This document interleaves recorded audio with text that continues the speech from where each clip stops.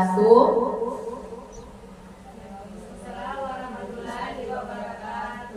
Tapi saya ulang nih, kurang semangat. Assalamualaikum warahmatullahi wabarakatuh. Waalaikumsalam warahmatullahi wabarakatuh. Alhamdulillah, yang terhormat Ibu Kepala UPT SPM SD Impres Kampus IKIP, yang saya hormati rekan-rekan pendidik SD Impres Kampus IKIP.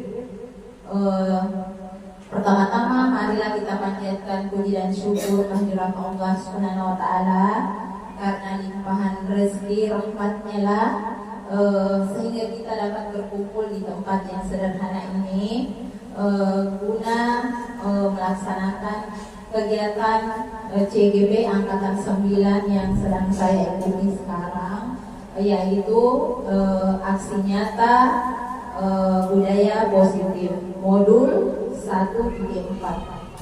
Jadi kegiatan hari ini yaitu diseminasi budaya positif. Marilah kita kirimkan salam dan salawat atas junjungan Nabiullah Muhammad sallallahu alaihi wasallam, di mana beliau membawa kita dari alam yang gelap gulita ke alam yang dirahmati Allah Subhanahu wa taala seperti hari ini. Dengan menghargai waktu yang ada, saya memberikan mempersilakan kepada Ibu Kepala Sekolah untuk membuka kegiatan ini sekaligus memberikan sepatah kata pada kegiatan ini. Kepada beliau dengan hormat saya persilakan.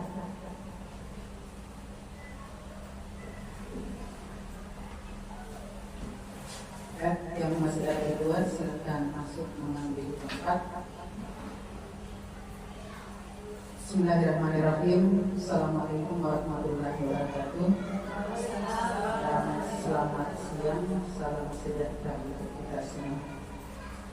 Yang saya hormati, saya banggakan dan saya cintai Ibu Guru yang sempat hadir di pertemuan kali ini dalam acara diseminasi CGP Angkatan ke-9 yang mengambil tema diseminasi budaya positif. Ya, pasti kita bertanya-tanya, apa itu budaya positif? Karena masyarakat positif, kalau ada positif pasti ada negatifnya. Kalau budaya positif itu kegiatan-kegiatan tentu yang bernilai positif dan bernilai baik. Kalau negatif tentu budaya yang tidak baik dan tidak perlu kita diseminasikan kepada bapak dan ibu. Olehnya itu pada kesempatan ini saya berikan dulu penjelasan tentang budaya positif. Budaya positif itu adalah budaya yang seharusnya kita lakukan dalam era globalisasi saat ini dengan kecanggihan teknologi yang dimiliki oleh anak-anak, begitu pula bapak dan ibu guru. Nah, untuk memberikan nilai positif kepada anak-anak, sebagaimana yang biasa kita lakukan di kegiatan proses kita sehari-hari, kadang-kadang biasa ada yang perlu kita perbaiki, bukan tidak boleh kita lakukan, tapi perlu kita perbaiki dan perbaiki lagi cara kita mengadakan pendekatan kepada anak-anak. Jadi anak-anak sekarang itu tidak pernah seperti kita yang dulu, bahwa kalau digertak itu takut. Ya, sekarang juga digertak takut, tetapi dia lakukan lagi. Apa yang menyebabkan dirinya? Sebab banyak contoh-contoh yang dia bisa lihat dari media sosial yang cara melawannya seperti ini. Kalau guru melakukan seperti ini, kita jawab seperti ini. Begitu pula di rumah, kalau orang tua melakukan seperti ini, jawabannya seperti ini. Itu banyak contoh-contoh. Olehnya itu kepada bapak dan ibu perlu diberikan sedikit penguatan kepada bapak dan ibu untuk menghadapi anak-anak seperti itu. Perlu kita berikan yang sifatnya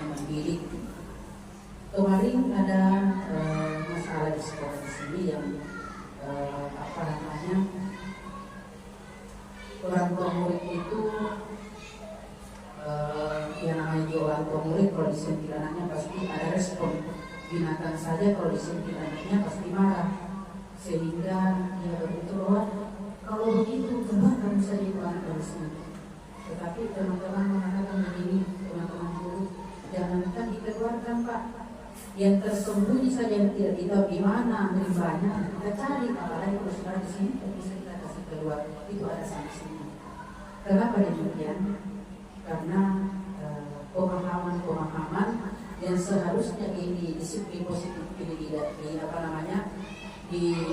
harus diketahui oleh guru, itu pula orang tua siswa. Iya. Jadi anak-anak yang seperti itu seharusnya kita memberikan pemahaman, memberikan pembelajaran yang sifatnya tidak membuat batinnya tergores, tidak memberikan batinnya itu ada rasa tersinggung dan tidak mau mendekati kita, tetapi dibuat semacam pembelajaran, dibuat semacam pendekatan sehingga anak-anak itu kalau seperti itu dia masih mencintai kita, masih menyayangi kita, masih menyayangi temannya. Ini kalau terjadi sama anak-anak ataupun orang tua siswa, mungkin mereka tidak tahu. Nah, olehnya itu para guru ini harus dimiliki bagaimana mendekati orang tua siswa, bagaimana mendekati anak sehingga anak tersebut itu paham, oh seperti ini tidak boleh, seperti ini tidak boleh. Ya, guru juga memberikan anak itu tidak boleh kita terlalu kejam, tetapi ada saat-saat tertentu kita mesti memberikan seperti itu, tapi yang sifatnya itu mendidik. Ya, karena kalau saya lihat yang melakukan itu saja, mungkin kita perlu tahu apa latar belakangnya sehingga dia selalu berbuat begitu.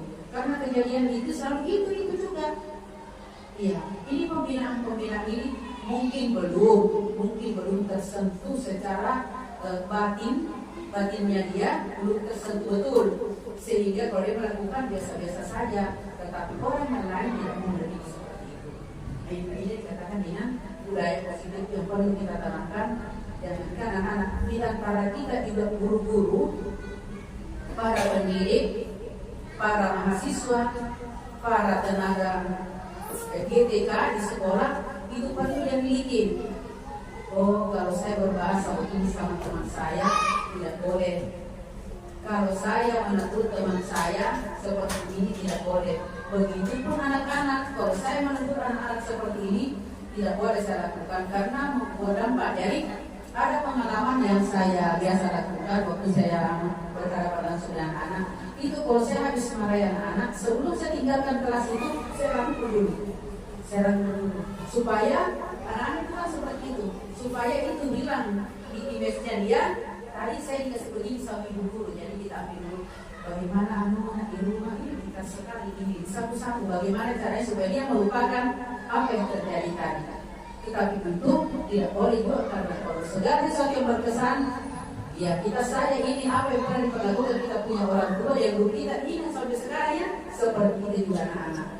Ini yang perlu dilakukan supaya anak itu jangan tersimpan di otaknya terus bahwa dulu waktu saya sekolah saya dikasih begini sama guruku, itu buah itu jelek sekali, itu buah itu seperti ini kata orang guru. Bahkan anak biasa mampir gayanya kita mengajar di sekolah itu juga mengajarkan di rumah. Ya biasa kita tahu bagaimana mengajarnya, contohnya seperti Ibu Neni, oh begini, anak itu pintar. Iya, ceritanya dia berani pada saat tidak ada gurunya, dia mengejek. Iya, seperti itu anak sekarang. Ya, tidak seperti kita dulu. Kita tidak mau membuli langsung guru tak.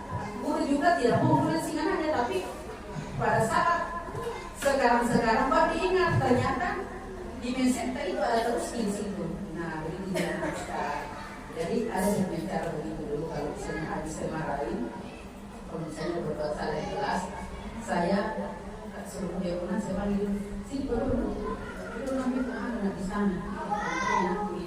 Karena tadi kalau disuruh, ya lah. Nah, di mana bahasa kota, di mana kamu tidak sekali. Tadi itu saya marahin karena begini, apa salah tadi?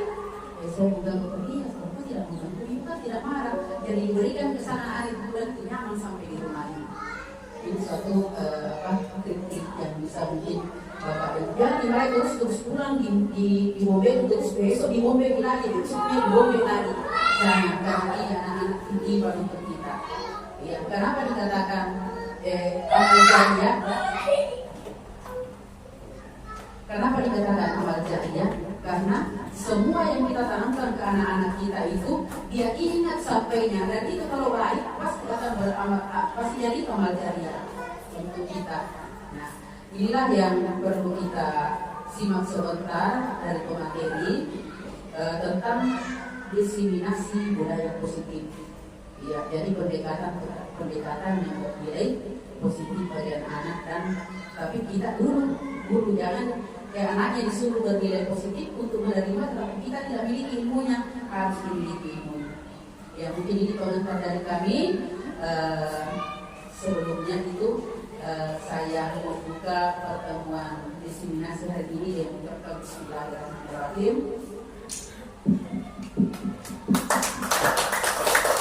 Sekian, wabillahi taufiq wal hidayah. Assalamualaikum warahmatullahi wabarakatuh. Waalaikumsalam warahmatullahi wabarakatuh. Baik, terima kasih banyak kepada Ibu Kepala Sekolah. Selanjutnya masih semangat Ibu? Oke, tepuk semangat dulu dong. Ya, 1, 2, ya, tepuk semangat.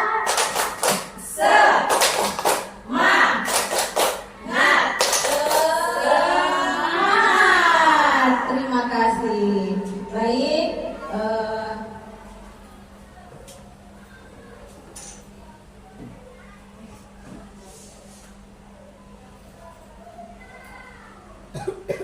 jadi menyebarkan pemahaman dan penerapan pengalaman budaya positif dari saya Aimeni, SPD CGP Angkatan 9 BUPT SPF Istimpres Kampus IKIP.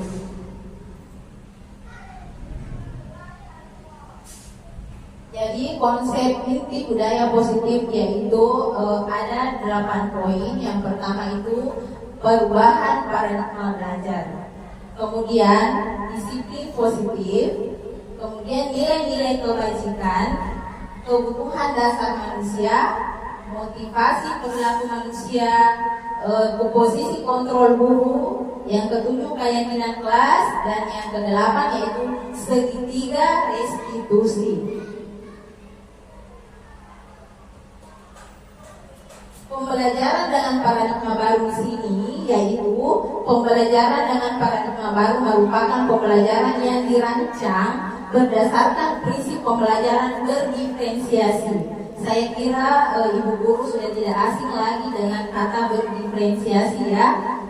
Oke, jadi kita mengajar sesuai dengan minat atau kebutuhan peserta didik. Jadi kita mengajar harus berpihak pada murid, sehingga pada peserta didik belajar sesuai dengan kebutuhannya berdasarkan tahap perkembangan sesuai teori psikologi modern untuk mewujudkan profil pelajar Pancasila.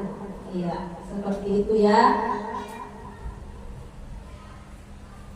Jadi profil pelajar Pancasila itu ada 6 bagian. Yang pertama, beriman, bertakwa pada Tuhan Yang Maha Esa dan berakhlak mulia. Ya. Kemudian yang kedua yaitu berkebinekaan global. Yang ketiga bergotong royong. Yang keempat kreatif. Yang kelima bernalar kritis. Dan yang keenam adalah mandiri.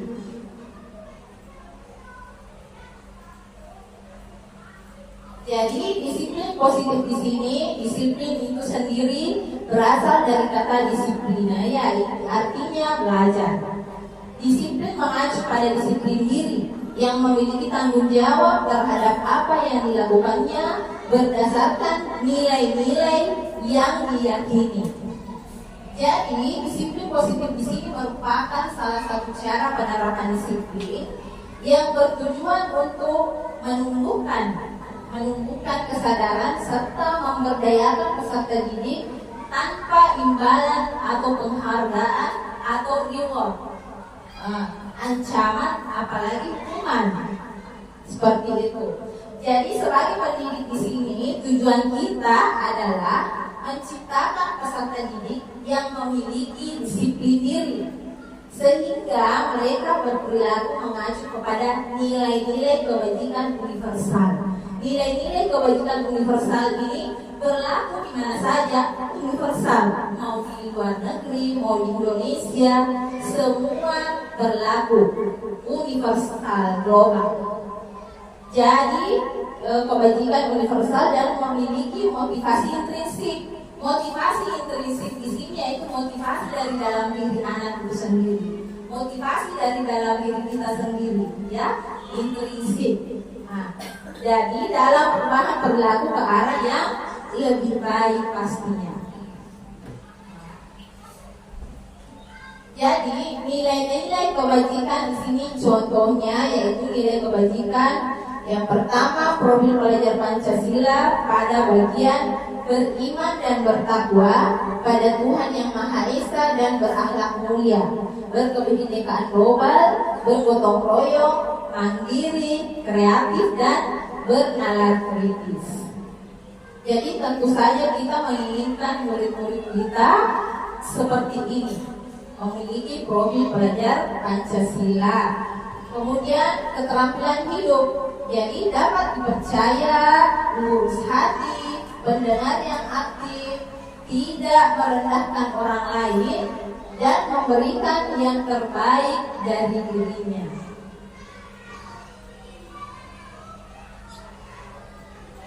Kemudian ada poin keempat yaitu kebutuhan dasar manusia. Jadi kita manusia itu ada kebutuhan dasar yang kita harus dipenuhi. Yang pertama yaitu kebutuhan dasar manusia adalah segala sesuatu yang kita lakukan untuk mendapatkan apa yang kita inginkan. Seperti itu.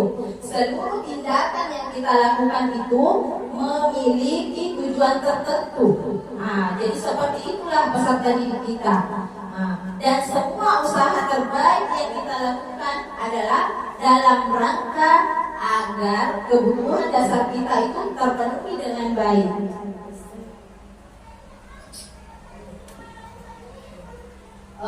Jadi di sini ada 5 kebutuhan dasar manusia. Yang pertama itu kebutuhan untuk bertahan hidup. Nah, kebutuhan bertahan hidup yaitu contohnya kita manusia itu pasti butuh makanan, butuh minuman, butuh pakaian, tempat tinggal, kita butuh keamanan dan kesehatan. Nah, itulah cakupan dari bertahan hidup. Kemudian yang kedua yaitu manusia membutuhkan kasih sayang dan rasa diterima. Jadi Bapak Ibu, tentu kita begitu murid-murid kita pasti membutuhkan yang namanya kasih sayang. Nah, rasa diterima, dipedulikan, berbagi, kerjasama, menjadi bagian dalam kelompok. Jadi kita sebagai manusia membutuhkan itu semua. Berikutnya yaitu penguasaan. Harga diri, di sini cakupan dari penguasaan yaitu termasuk harga diri, keinginan untuk dianggap, memimpin, berprestasi, diakui dan didengar. Jadi kita manusia pasti membutuhkan itu semua. Kemudian yang keempat yaitu kebebasan. Pasti kita menginginkan namanya kebebasan. Tidak ada orang yang ingin dijajah, ya. Jadi kebebasan di sini cakupannya itu mandiri. Kemudian memiliki pilihan, mencoba hal baru dan mampu mengendalikan arah dirinya. Berikutnya terakhir yaitu kesenangan. Bapak Ibu tentu kita semua membutuhkan yang namanya kesenangan. Semua pasti menginginkan kesenangan. Begitu juga peserta didik kita, murid-murid kita di kelas. Mereka membutuhkan kesenangan. Mereka butuh bermain, mereka butuh humor, antusiasme dan tertawa. Jadi di kelas kita yang terlalu tegang anak-anak. Karena kalau mereka tegang, otomatis pembelajaran tidak akan bisa mereka serap dengan baik. Karena memang mereka membutuhkan juga bermain. Jadi kita belajar bisa sambil bermain, entah itu di dalam kelas ataupun di luar kelas. Seperti itu. Poin berikutnya yaitu motivasi perilaku manusia. Jadi manusia itu memiliki motivasi ada terbagi dua, yaitu motivasi intrinsik dari dalam diri mereka sendiri, dan yang kedua adalah motivasi ekstrinsik dari luar, pengaruh dari luar. Ya, jadi motivasi ekstrinsik di sini untuk menghindari ketidaknyamanan atau hukuman, sehingga murid atau orang lain tidak melakukan sesuatu atau tindakan. Kemudian yang kedua untuk mendapatkan imbalan penghargaan dari orang lain sehingga dia melakukan sesuatu hal itu. Yang berikutnya yaitu motivasi intrinsik dari dalam diri dia sendiri untuk menjadi orang yang mereka inginkan dan menghargai dirinya sendiri dengan nilai-nilai yang mereka percaya. Berikutnya di sini ada 3 tahapan, yaitu yang pertama hukuman. Kemudian hukuman di sini terbagi atas tidak terencana atau tiba-tiba saja terjadi. Murid tidak tahu apa yang akan terjadi atau tidak dilibatkan. Kemudian berupa hukuman fisik, psikis atau verbal yang berupa kata-kata yang kasar, itu termasuk hukuman verbal. Kalau fisik pasti kita semua sudah tahu, ya. Kemudian ada konsekuensi. Konsekuensi di sini yaitu terencana, disepakati sesuai peraturan. Yang seperti kita pernah buat yaitu kesepakatan kelas, ya. Kemudian murid tetap dibuat tidak nyaman. Kemudian yang berikutnya sikap guru selalu memonitor murid. Ini biasanya kita buat ya dalam bentuk tata tertib, ya, atau aturan baik itu di kelas ataupun di lingkungan sekolah. Berikutnya di sini ada namanya restitusi. Jadi restitusi ini proses menciptakan kondisi bagi murid untuk memperbaiki kesalahannya. Jadi itulah perbedaannya antara hukuman, konsekuensi, dan restitusi. Kemudian restitusi juga di situ adalah proses kolaboratif, proses kolaborasi yang mengajarkan murid untuk mencari solusinya sendiri dari permasalahannya atau pelanggaran yang dia buat. Seperti itu. Poin ke-6 di sini ada namanya 5 posisi kontrol. Posisi kontrol di sini yang pertama yaitu ada namanya posisi penghukum, ya, posisi penghukum. Yang tentu saja ini sudah tidak bisa lagi kita lakukan baik itu di kelas, di rumah pun kita sebagai orang tua tidak boleh lagi menjadi seorang penghukum. Kemudian yang kedua, membuat merasa bersalah. Ini pun tidak boleh kita lakukan lagi baik itu di kelas ataupun di rumah, lingkungan keluarga.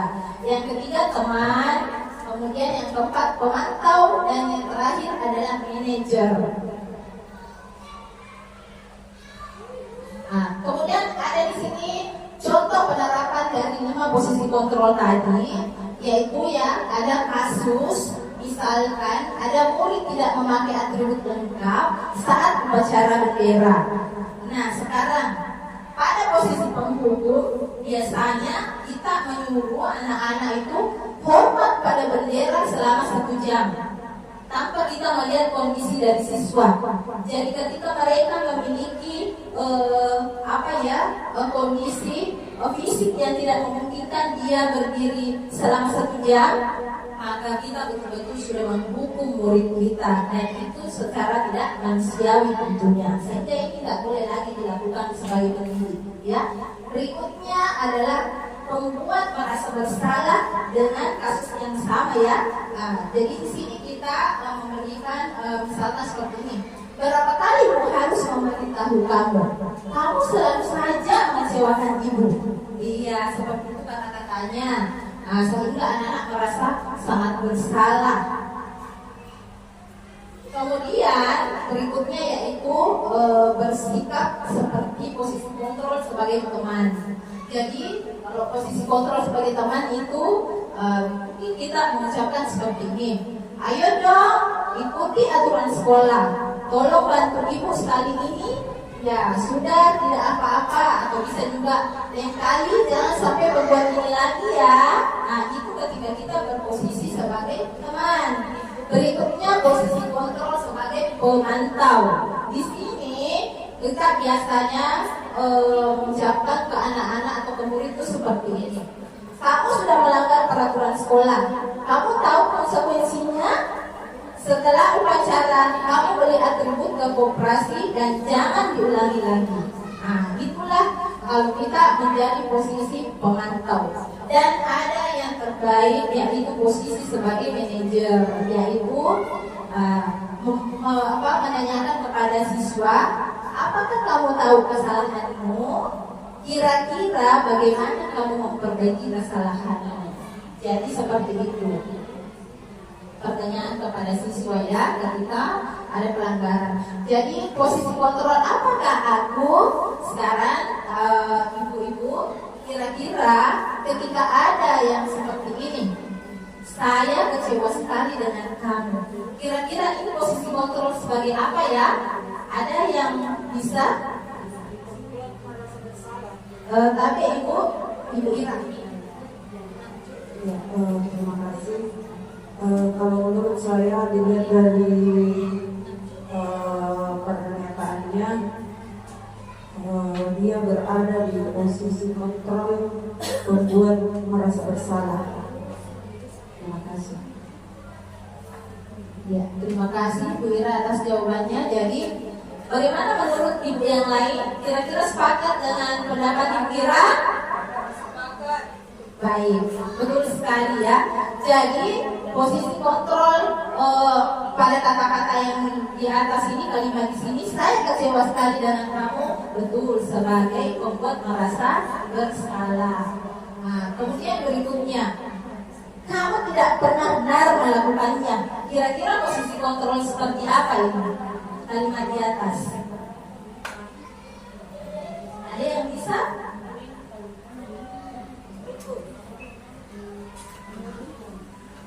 Coba, ada yang bisa?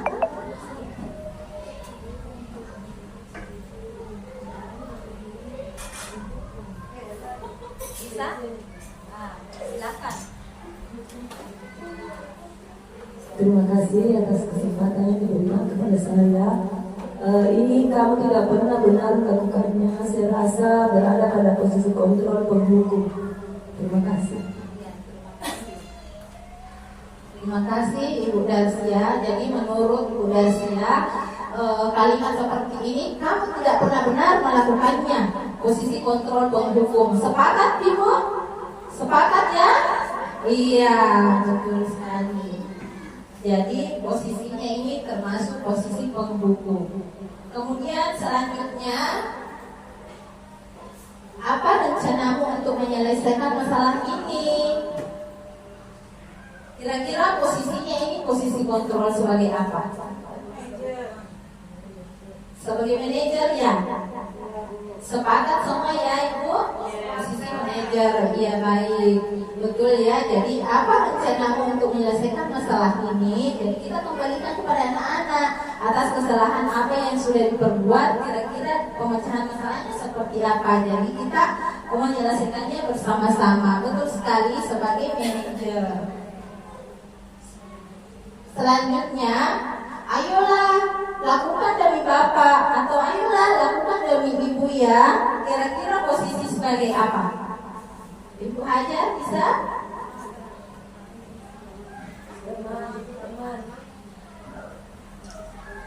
Ya, terima kasih Ibu atas kesempatan yang diberikan. Ini ayolah lakukan demi Bapak Ibu ya. Kalau saya teman. Terima kasih, betul sekali ya. Jadi ini adalah ayolah lakukan demi Bapak atau ayolah lakukan demi Ibu ya. Jadi ini sebagai posisi kontrol sebagai teman, betul sekali. Nah sekarang boleh beri tepuk tangan untuk ibu-ibu semua. Oke, terima kasih. Jadi saya rasa ibu-ibu semua ini sudah bisa mengaplikasikan reskursus ketiga reskursus ini karena sudah mengetahui letak-letak posisinya seperti apa, yang mana kita bisa lakukan, yang mana tidak ya. Kemudian ada yang namanya keyakinan kelas. Selama ini yang kita selalu buat di kelas yaitu adalah aturan, tata tertib, kesepakatan kelas. Ternyata dari kesepakatan kelas ini akan lama kelamaan kita terus lakukan akan berubah menjadi keyakinan kelas. Ya, keyakinan kelas. Mengapa keyakinan kelas? Mengapa bukan peraturan kelas? Jadi, kira-kira mengapa bukan peraturan? Jadi di sini ada bentukan keyakinan kelas, ada pembentukannya, yaitu ia bersifat abstrak. Kemudian berupa pernyataan universal, berlaku di mana saja, berlaku dimanapun. Mau kita di Indonesia, di luar negeri, di rumah, di sekolah, di lingkungan masyarakat, ini berlaku secara universal dimanapun. Dibuat dalam pernyataan-pernyataan yang positif. Misalkan, kalau aturan itu biasanya dilarang membuat sampah di tempat di sembarang tempat. Jadi di sini kita tidak boleh lagi menggunakan kata dilarang atau jangan, ya, karena itu nanti yang akan tersimpan di ingatannya anak-anak. Jangan dilarang membuang sampah, ya, membuang sampah. Jadi dia di pikiran itu membuang sampahnya sembarangan saja. Jadi kita ubah menjadi pernyataan yang positif. Misalkan, buanglah sampah pada tempatnya. Seperti itu. Kemudian sedikit saja agar mudah diingat, tak usah terlalu panjang-panjang kalimatnya. Sesuai dengan kondisi kelas dan sekolah. Sesuaikan kelas 1 ya, disesuaikan dengan kondisi kelasnya. Tidak di kelas 6 karena sudah agak tinggi tingkatan kelasnya, disesuaikan. Sehingga mudah anak-anak atau murid terapkan. Kemudian semua warga sekolah itu harus dilibatkan saat membuat keyakinan kelas. Ya, semua harus terlibat di sini.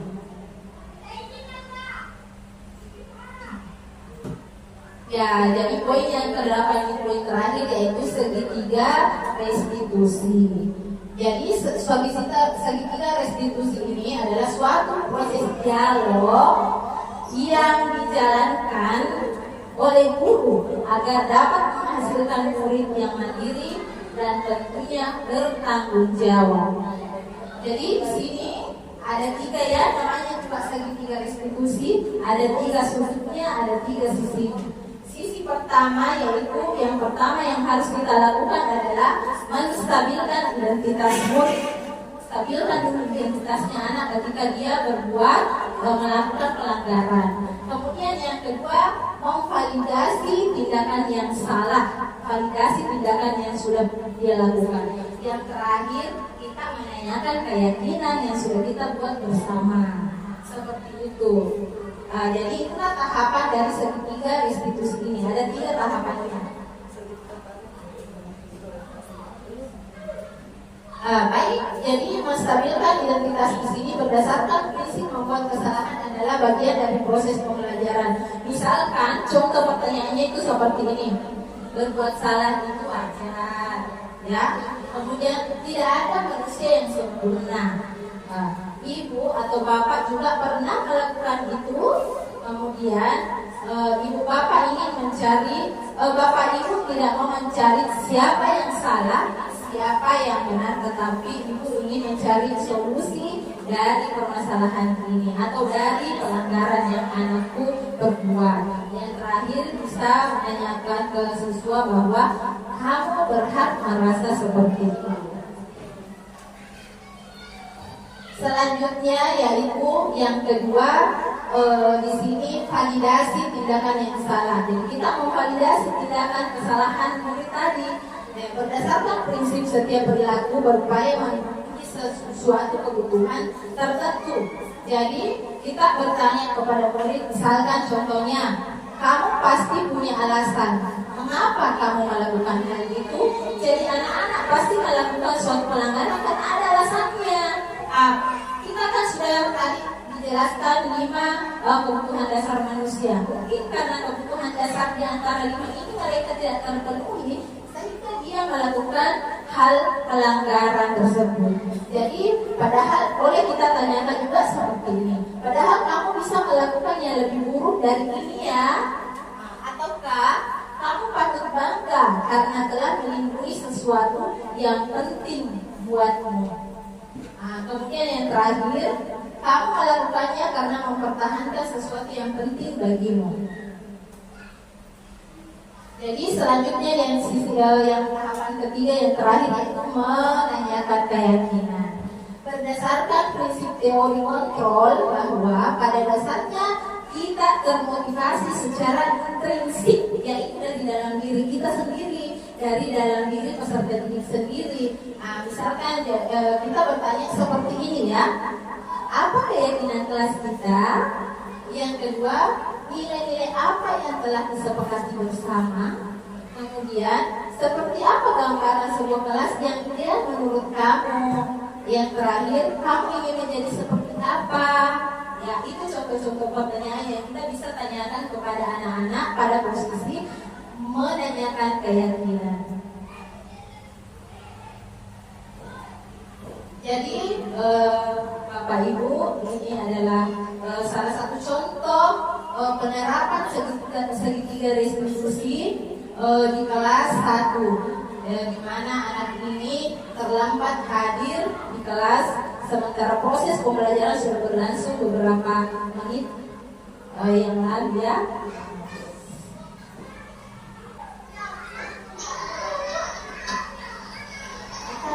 Sudah jam berapa sekarang? Jam 8 lewat. Kali ya, kalian yang terlambat kali ya. Iya. Silakan dulu.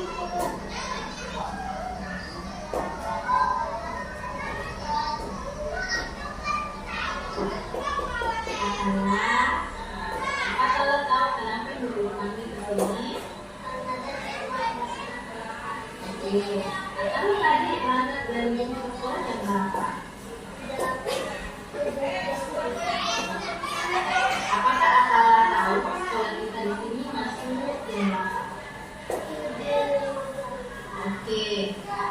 Jadi Atala tadi datang ke sekolah apakah sudah tepat waktu? Jadi anak Atala semua manusia di sekolah melakukan kesalahan secara ibu-ibu jadi di sini ibu-ibu tidak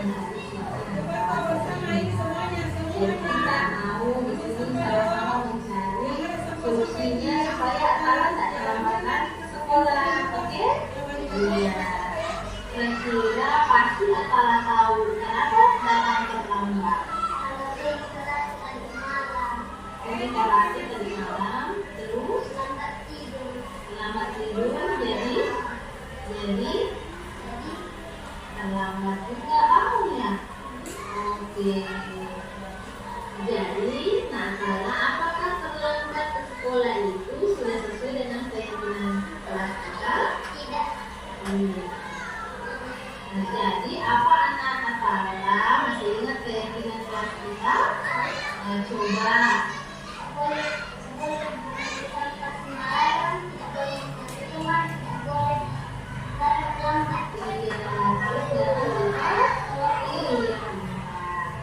Jadi supaya anak Atala tidak terlambat lagi ke sekolah, Atala harus bagaimana? Pintar sekali supaya bisa bangun. Iya pintar. Apakah Atala sudah siap melaksanakan? Oh siap, mulai sebentar malam ya. Oke. Baik, kalau begitu ibu doakan supaya Atala menjadi anak yang pintar, anak yang soleh, tidak terlambat lagi ke sekolah ya. Oke, terima kasih Atala. Silakan kembali ke tempatnya. Assalamualaikum. Nama saya Atala. Saya kelas 1A. Saya tadi terlambat ke sekolah. Tapi ibu guru tidak memarahi saya. Saya hanya dinasihati. Terima kasih Bu Neni. Terima kasih.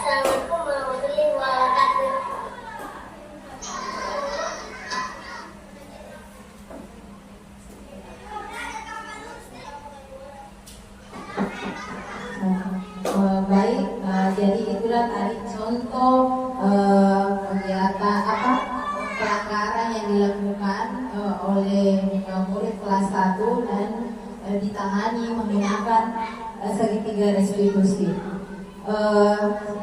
Sampai di sini kegiatan diseminasi pada hari ini. Terima kasih untuk kesempatan dari ibu guru. Lebih dan kurangnya mohon dimaafkan. Billahi fisabilillah. Astagfirullahaladzim. Assalamualaikum warahmatullahi wabarakatuh.